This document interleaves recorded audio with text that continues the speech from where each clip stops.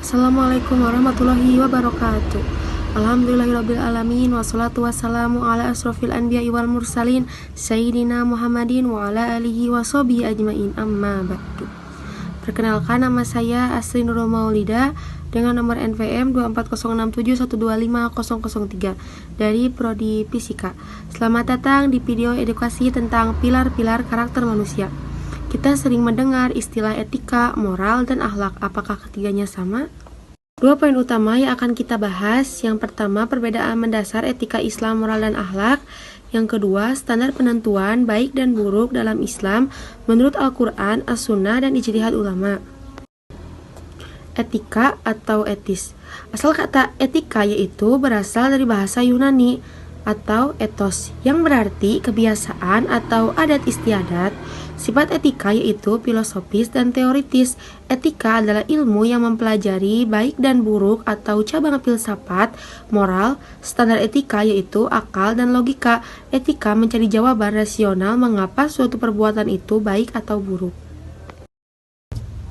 Asal kata moral yaitu berasal dari bahasa Latin yaitu mos atau jama yaitu mores, yang berarti tata cara hidup atau kebiasaan yang dianut oleh kelompok. Sifat moral yaitu praktis dan sosial. Moral adalah nilai dan norma yang menjadi pedoman perilaku dalam masyarakat tertentu. Standar moral yaitu konsensus masyarakat atau budaya. Moral bersifat relatif dan temporal, berubah seiring waktu dan tempat.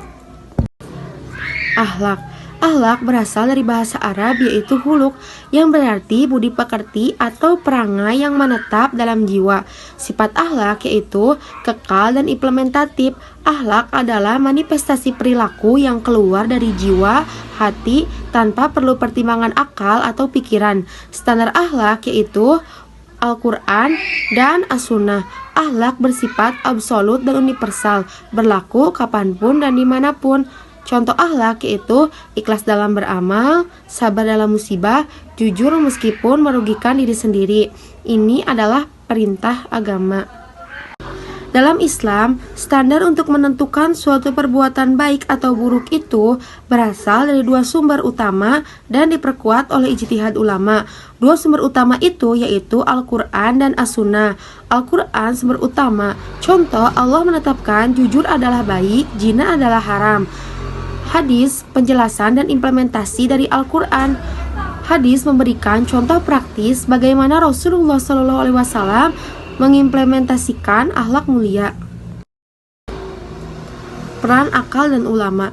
Dalam Islam terdapat perdebatan klasik mengenai apakah akal manusia dapat mengetahui baik dan buruk.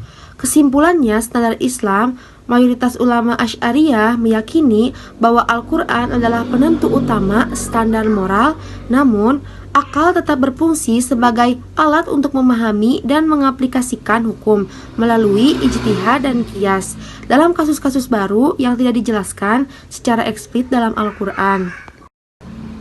Perbedaan moral, etika, dan akhlak. Jadi, perbedaan etika adalah ilmu tentang baik dan buruk, sedangkan moral adalah penerapan dalam konteks sosial, sedangkan akhlak adalah penerapan yang sumbernya adalah keyakinan agama dan bersifat universal. Jadi, akhlak adalah puncak dari etika dan moral dalam perspektif Islam.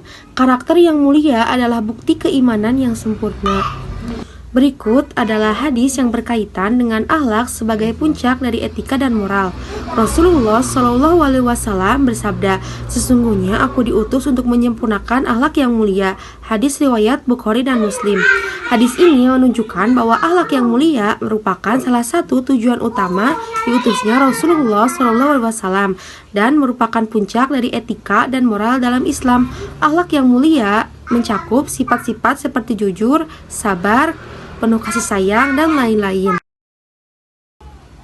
Sekian dari saya, terima kasih. Semoga penjelasan ini bermanfaat. Mari kita terus berupaya menyempurnakan akhlak kita. Wassalamualaikum warahmatullahi wabarakatuh.